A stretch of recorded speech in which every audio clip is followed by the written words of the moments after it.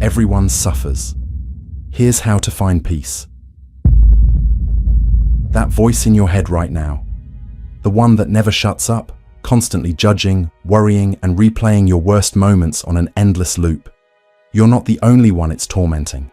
In fact, right this second, billions of people across the planet are trapped in the same mental prison you are, fighting thoughts that feel impossible to escape. That CEO in the corner office, secretly battling crippling anxiety. That influencer with the perfect life, crying herself to sleep at night. That friend who seems to have it all together. His mind is a war zone of self-doubt and criticism. What if I told you that 2,500 years ago, a man sitting under a tree discovered the ultimate hack to break free from this universal suffering? Not through positive thinking, not through medication, not through avoiding pain, but through a radical understanding of how your mind actually works. The Buddha uncovered something so powerful, so transformative, that it's survived millennia and might just be the exact solution you've been desperately searching for. And here's the mind-blowing part. The answer isn't about fixing your thoughts. It's about completely changing your relationship to them. Still think your suffering is unique? Still believe you're somehow broken beyond repair? Still convinced that peace of mind is for everyone else but you? By the end of this video, you'll discover why these beliefs are the very chains keeping you trapped, and exactly how to break them once and for all. This isn't some spiritual theory. It's practical, it's powerful, and it works whether you're religious or not. So ask yourself, what if everything you believe about your thoughts is wrong? What if freedom has been within your reach all along? Buckle up, because what you're about to learn might just save your life. Buddhist understanding of suffering. Here's a truth bomb that will shatter everything you believe about your pain. The Buddha discovered that you're suffering not because life is hard, but because you're fighting reality itself. In life, we cannot avoid pain, but we can avoid suffering, he declared after 6 years of intense self-examination. What he uncovered was mind-blowing. Your suffering isn't a punishment or a personal failure. It's the inevitable result of demanding that reality be different than it is. Look around you. That CEO worth millions, lying awake at 3 a.m. terrified of losing it all. That influencer with 2 million followers, secretly contemplating suicide behind those perfect posts. That spiritual guru promising enlightenment, battling their own demons when the cameras stop rolling. The Buddha's first earth-shattering truth was simple. There is suffering, dukkha. Not just for you, for everyone who has ever drawn breath. This isn't some depressing philosophy. It's the most liberating realization you'll ever have. Why? Because the moment you truly accept that suffering is universal, something miraculous happens. You stop feeling defective. You stop believing you're the only one broken. The shame that's been suffocating you begins to dissolve. But here's where it gets revolutionary. Acknowledging suffering isn't the end of the story. It's the beginning of freedom. As Buddhist master Thich Nhat Hanh put it, no mud, no lotus. Your darkest moments aren't meaningless torture. They're the exact soil from which your liberation will grow. The question isn't whether you'll suffer. It's whether you'll use it to awaken. The nature of thoughts and mind. Your mind is a liar, a brilliant, convincing, relentless liar, and you've been falling for its deception your entire life. That voice telling you, "I'm not enough," or "I'm broken," isn't speaking truth. It's running an ancient survival program that's now destroying your happiness. In Zen Buddhism, they call this the monkey mind, a wild, untamed beast swinging frantically from thought to thought, creating chaos where peace should be. Here's the shocking truth. 60,000 thoughts race through your mind daily, and neuroscience confirms that 80% of them are negative. Even worse, 95% are repetitive thoughts from yesterday, last week, last year. You're not thinking new thoughts. You're trapped in the same mental loops that have been torturing you for decades. But here's where everything changes. These thoughts aren't you. When anxiety floods your body, you've been programmed to say, "I am anxious."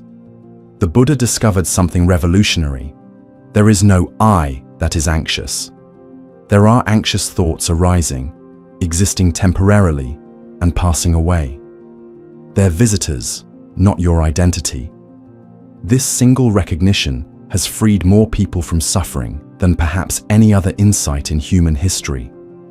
Imagine watching your most painful thoughts like cars passing on a highway, visible, real, but not who you are. As the ancient Zen masters said, "You are the sky. Everything else is just the weather." This isn't spiritual poetry. It's the most practical psychological breakthrough you'll ever encounter. Mindfulness, the path to freedom.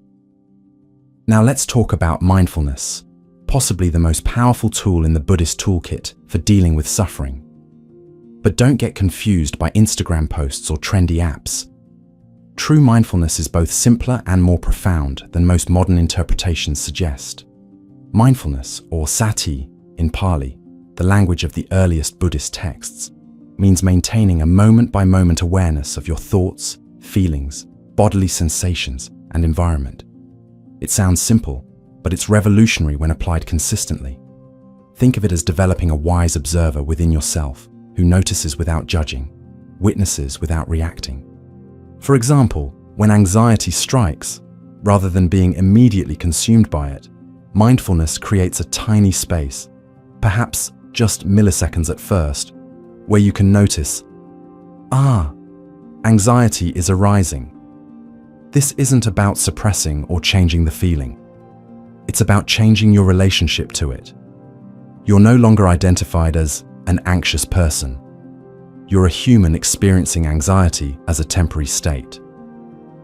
But here's the kicker. Mindfulness isn't just about awareness. It's about the quality of that awareness.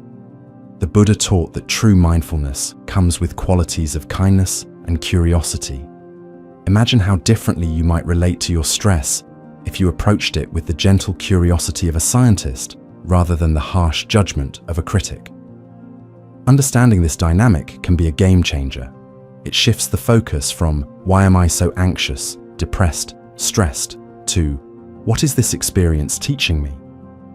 It's a reminder that these mental states, while powerful, are not permanent features of your identity. They are more like visitors, sometimes staying longer than you'd like, but visitors nonetheless. Not self, the revolutionary insight. What if everything you believe about who you are is an illusion? The Buddha's most mind-blowing discovery wasn't about meditation or karma, it was about identity itself. He called it anatta, not self, and it's the psychological equivalent of splitting the atom. Explosive, world-changing, and capable of obliterating your suffering in an instant. Here's the bombshell. There is no fixed you being depressed. There is no permanent you feeling anxious. The self you've defended, protected, and tortured yourself over for decades. It's a mental projection, a story your brain manufactured and then forgot it was the author of. Think that sounds insane? Harvard neuroscientists studying the brain now confirm exactly what the Buddha discovered 2,500 years ago. Look at your own experience, right now. When you say, "I'm worthless," or "I'm a failure," you're not describing reality. You're creating it.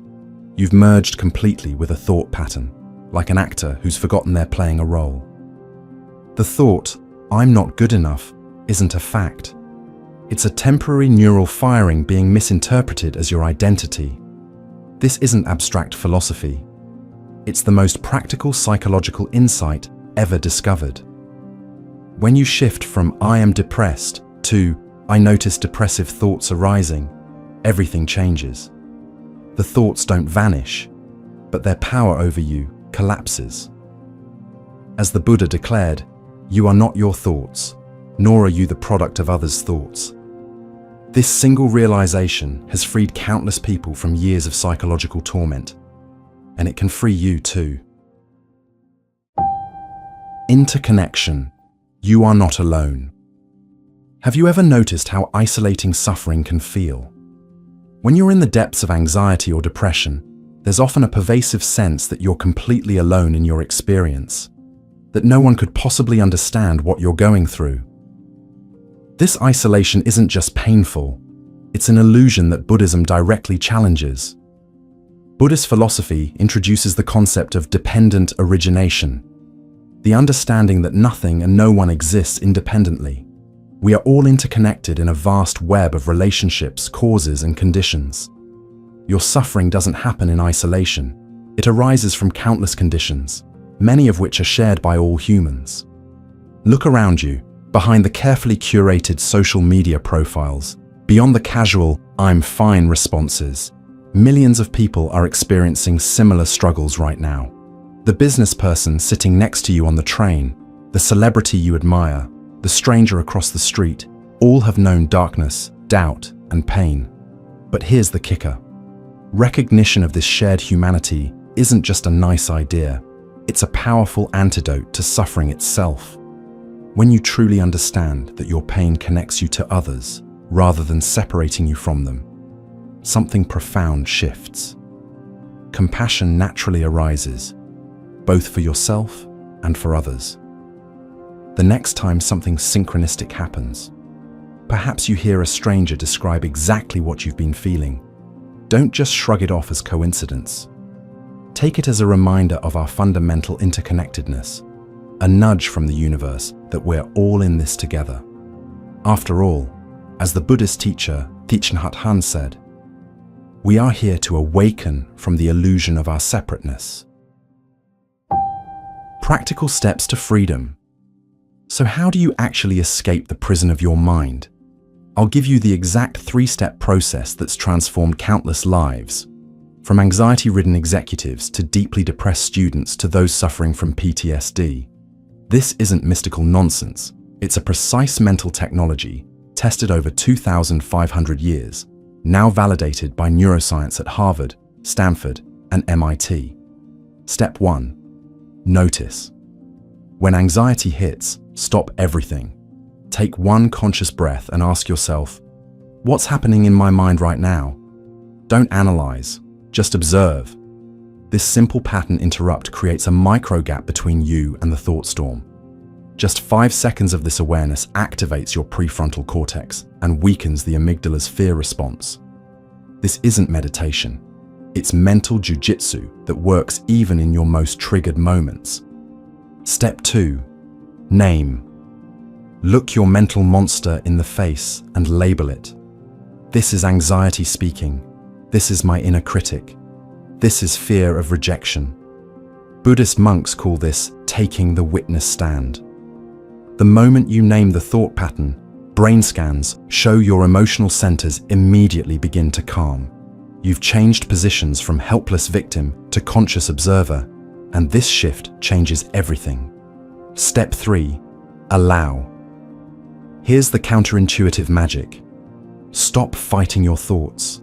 Fighting creates resistance, and resistance amplifies suffering.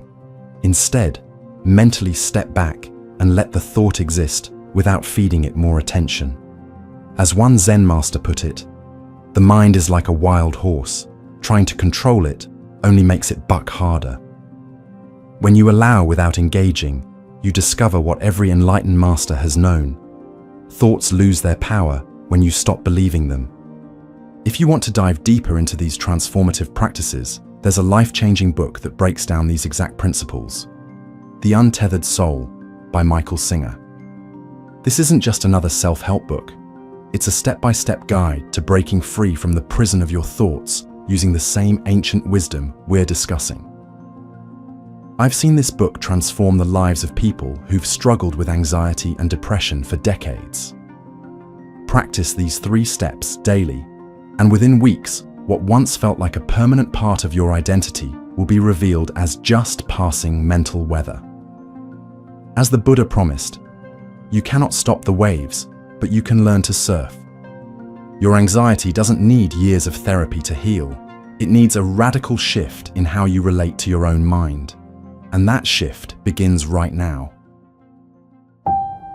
From suffering to compassion. Our minds are like gardens, with every thought and emotion representing seeds that we can either nurture or allow to pass. When suffering arises, don't beat yourself up or see it as a sign of weakness. Recognize it as an invitation to deeper understanding and growth. Because in the end, Buddhist wisdom teaches us something revolutionary. The path through suffering isn't about escaping pain. It's about transforming our relationship to it. And perhaps most beautiful of all, our own healing journey becomes a gift to others. When you learn to work skillfully with your own difficult emotions, you naturally develop the capacity to be present with others in their suffering. So take a deep breath, remember that you are not alone, and begin the practice of mindfulness not as a quick fix, but as a lifelong journey of discovery. As the Buddha said, peace comes from within. Do not seek it without. Your suffering isn't a mistake or a punishment. It's a doorway to the peace that has been within you all along. The people who have found the deepest peace aren't those who've never suffered. They're the ones who've learned to transform their relationship to suffering. So take heart, be gentle with yourself, and remember, this ancient wisdom has helped countless people find their way through the darkest nights of the soul. You are not your thoughts, you are not alone, and the path to peace begins with a single moment of mindful awareness.